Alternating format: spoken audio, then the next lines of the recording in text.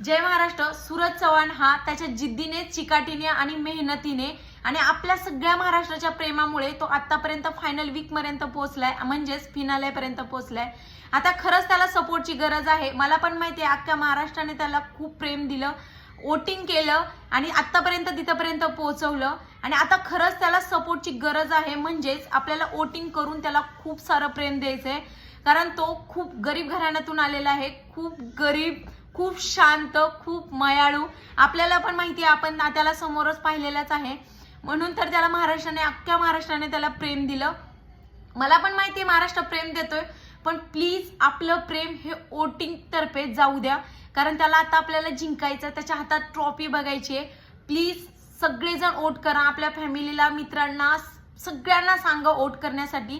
Please please vote करा. खरंच त्याला आता सपोर्टची गरज आहे. आतापर्यंत सगळ्यांनी सपोर्ट केलाय.